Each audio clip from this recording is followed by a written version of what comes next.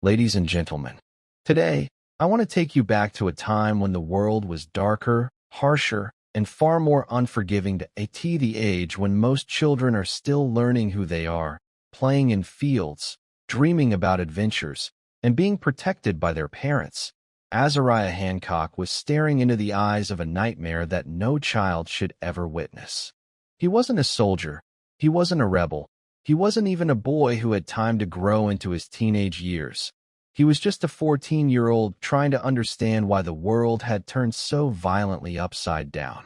Born into a modest farming family on the edge of the Missouri frontier, Azariah's days were once filled with routine, helping his father till the soil, feeding the animals, and learning to read by candlelight at night. But that childhood was ripped away in a single moment. Tensions between local settlers and land barons had been boiling for months, and when the violence finally erupted, his family was caught directly in the crossfire. When danger came knocking, it didn't come as a warning. It came as a sudden storm, loud, violent, and unrelenting. In those critical few moments, Azariah wasn't treated like a child. He was given a responsibility no 14-year-old should ever bear: to live, even if it meant running alone into the unknown. His father didn't hesitate. With fear in his eyes and urgency in his voice, he handed Azariah a satchel and gave him the simplest but most heartbreaking command: go. In that instant, Azariah was forced to grow up. There was no time to cry, no time to ask questions. There was only one question burning in his mind. How do you choose between the people you love and the chance to survive? That single decision would define the rest of his life. The year was 1857, a time when the American frontier was a place of both opportunity and ruthless danger. In Missouri, land was wealth, and power was measured not by justice, but by ownership.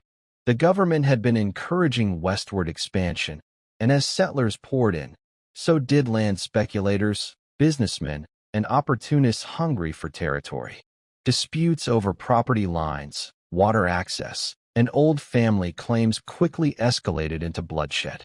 Azariah Hancock's family had owned their modest farm for over a decade. Nestled among the wooded hills, their land wasn't grand or rich, but it was theirs, cultivated by hand, acre by acre.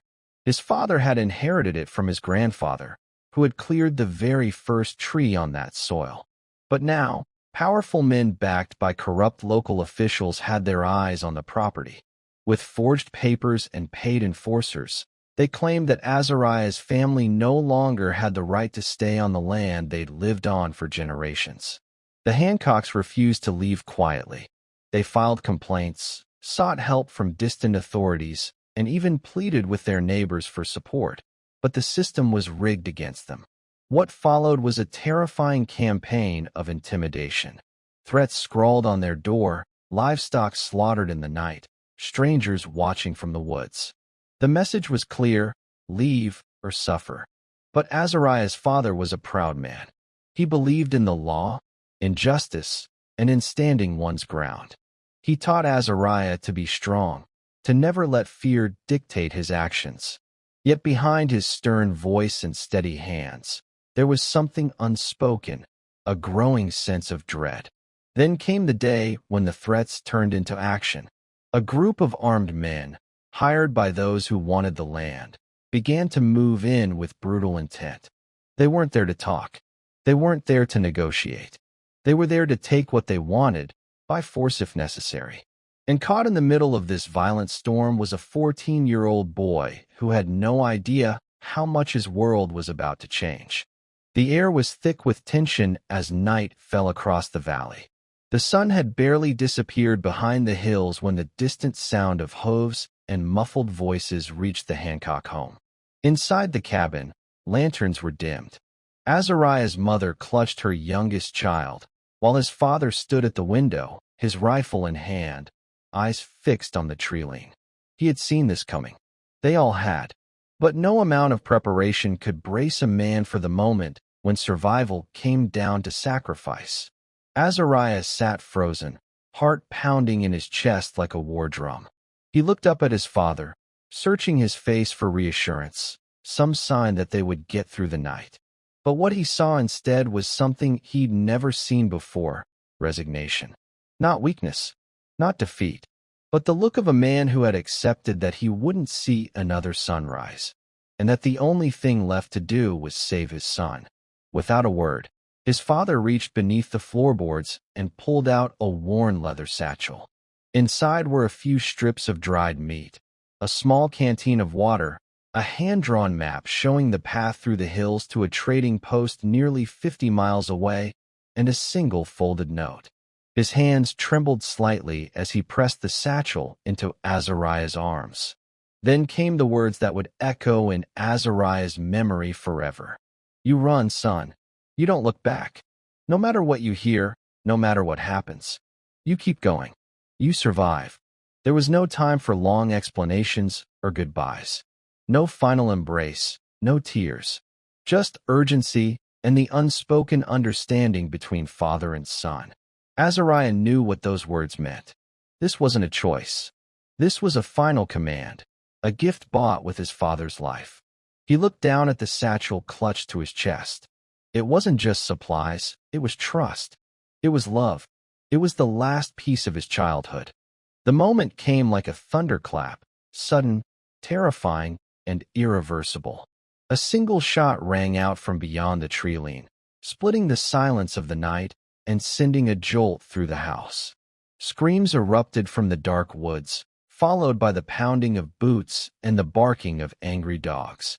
The attackers were no longer just a threat. They were here.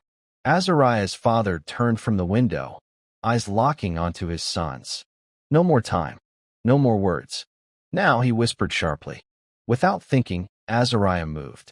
He slung the satchel over his shoulder, darted to the back of the cabin, and opened the small trapdoor beneath the pantry, their emergency escape. It was barely wide enough for him to fit through, a tunnel dug years ago in case of danger, leading to the dense woods behind the property. As he crawled into the cold earth, his heart felt like it would explode. Behind him, he could hear his mother sobbing quietly, his little sister crying, the sound of his father's boots pacing heavily across the wooden floor. But he couldn't stop. He wasn't allowed to stop. As he emerged from the tunnel and into the thicket of pine trees, the night wrapped around him like a cold, wet blanket. The sky was cloudy. The moon was hidden. He had only a vague sense of direction from the stars and the crude map tucked inside his coat. He turned back, just once. He saw the warm glow of lantern lights spilling from the cracks of the cabin walls. He could still hear the shouting, the dogs barking. A gunshot fired into the air, and then another. He wanted to run back. His legs screamed to turn around, to help, to not leave them behind. But his father's voice echoed in his mind, "Don't look back." It was the hardest thing he would ever do. Not the journey, not the hunger, not the fear, but this, leaving behind the only people who had ever loved him. He ran. Branches tore at his face and hands. Thorns sliced through his clothes. The cold bit through his skin, but he kept going, eyes wide with fear, feet pounding against the muddy earth. Every step he took was a step farther from home, farther from safety, from childhood, from everything he had ever known. In that moment, Azariah Hancock became something else. No longer a boy. He was now a fugitive of fate, running not just for his life, but for the memory of everything he had left behind. The forest was vast, unfamiliar, and utterly silent, except for the constant whisper of the wind through the trees and the distant howls that chilled his bones. Azariah Hancock had never spent a night alone in the wilderness before, let alone fled through it in darkness with nothing but a satchel and sheer determination. Every shadow looked like a figure, every sound felt like a threat. The wilderness was alive, and now it was his only companion. He moved through the trees with cautious urgency, following landmarks his father had pointed out only in stories. A crooked birch near the riverbank, a ridge shaped like a sleeping giant, a narrow stream that flowed north. The map in his satchel offered guidance, but it was crude and faded. The forest didn't care for maps. It had its own rules, and Azariah had to learn them quickly. He rationed every bite of food. The dried meat lasted 2 days, maybe 3. The canteen he refilled from streams, boiling water when he could build a fire. Always small, always hidden, and never for long. The night air was frigid, sinking deep into his bones. He curled beneath trees, covered himself with damp leaves, and tried to stay awake while his body begged for rest. Days blurred together. Hunger gnawed at his insides. His legs throbbed from walking mile after mile, often with no clear direction. Thorns left cuts on his skin. His shoes began to fall apart. At one point, he stepped on a sharp root and tore open the bottom of his foot. He wrapped it with fabric from his shirt, but every step afterward was agony. Still, he pushed on. Azariah wasn't trained for this. He wasn't a scout, or a soldier, or a survivalist. But there was something inside him, a fire, small but unyielding. His father had told him stories about the old frontier, about men who survived with nothing but their will. Now, he had no choice but to become one of them. He watched animals, how they moved, how they found food, how they listened to the forest. He learned to follow deer trails, to find berries that didn't poison him, to hide when he sensed he wasn't alone. Sometimes, he thought he heard voices calling his name, but he couldn't trust them. Was it real? Or just the forest playing tricks on a starving, scared boy? Every hour was a test. Every step was survival. And through it all, Azariah never stopped moving. Because he knew, if he stopped, if he let fear or pain slow him down, it would all be over. The forest may have spared him from the gunfire, but it demanded a price of its own. A constant battle for survival where the enemies didn't wear uniforms or carry rifles, but crept silently through the underbrush, hung overhead in the cold clouds, and stirred in Azariah's own mind. Hunger was the first to strike. The dried meat was gone within days. His stomach ached with a dull, gnawing pain that never left. He tried eating what little he could find, wild berries, tree bark, even insects when desperation overtook disgust. He remembered the stories his father told about soldiers eating whatever they could during harsh winters, and now those tales weren't just history, they were his reality.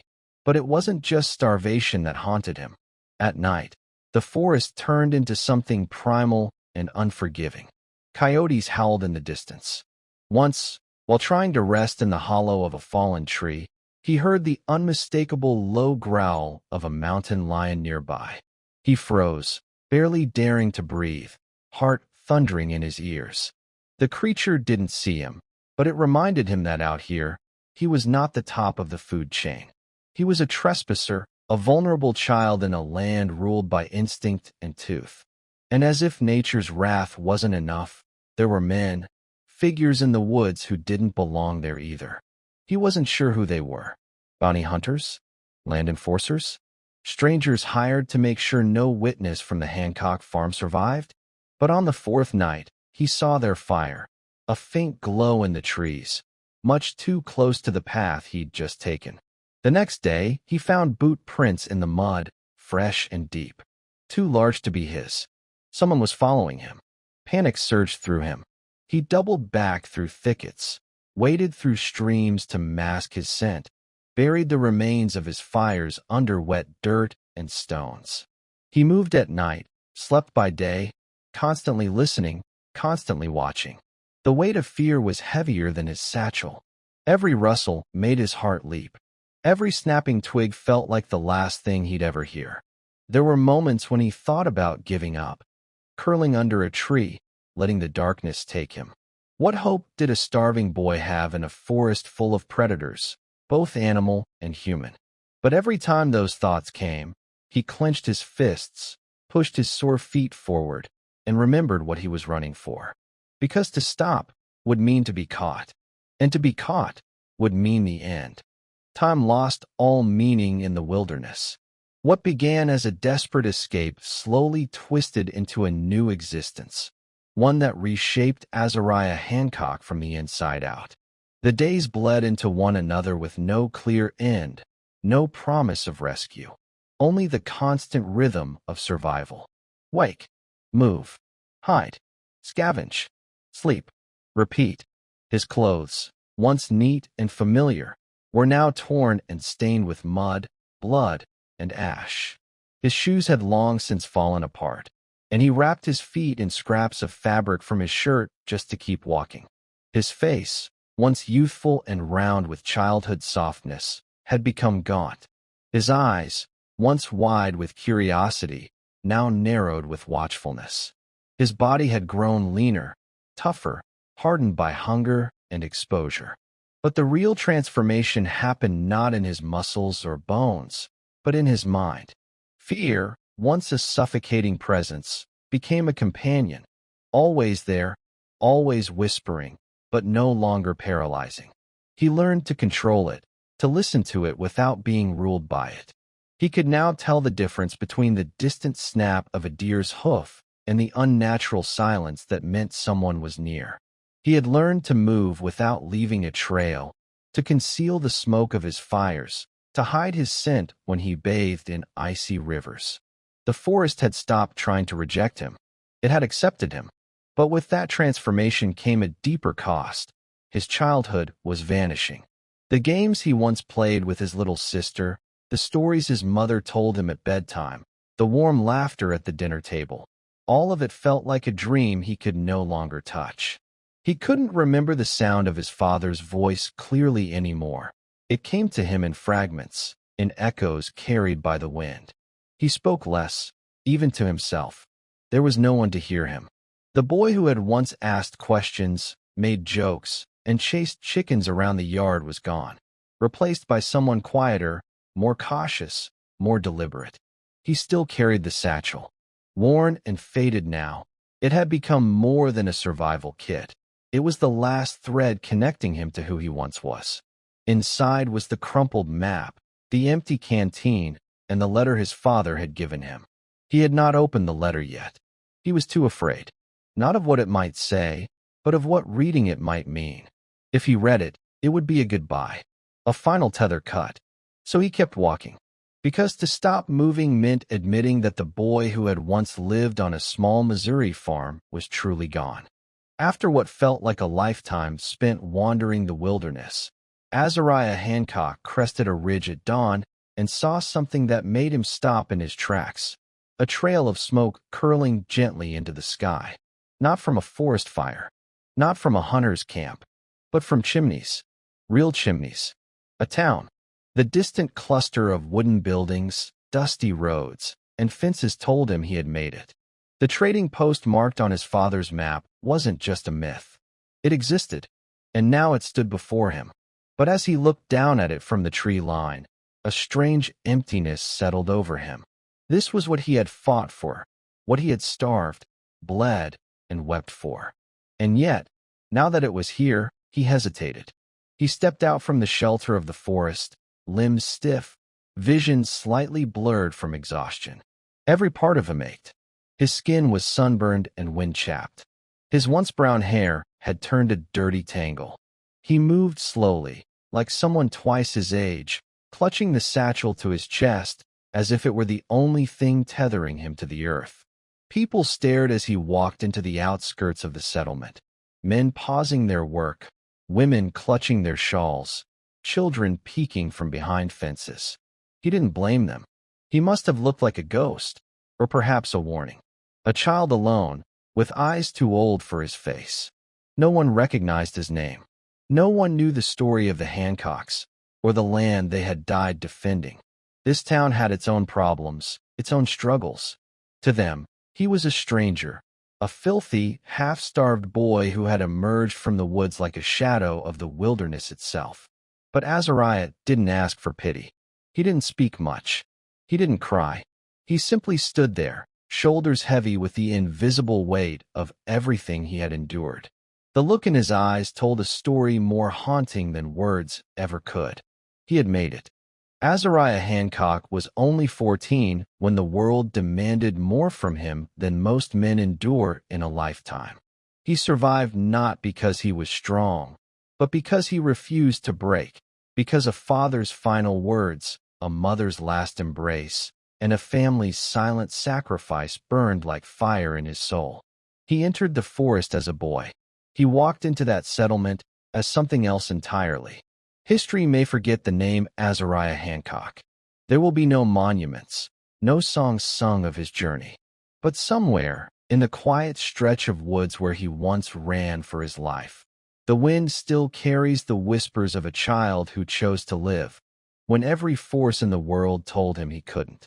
And that is the story of a boy who became legend, not with a sword, not with fame, but with endurance, grit, and a heart that refused to die.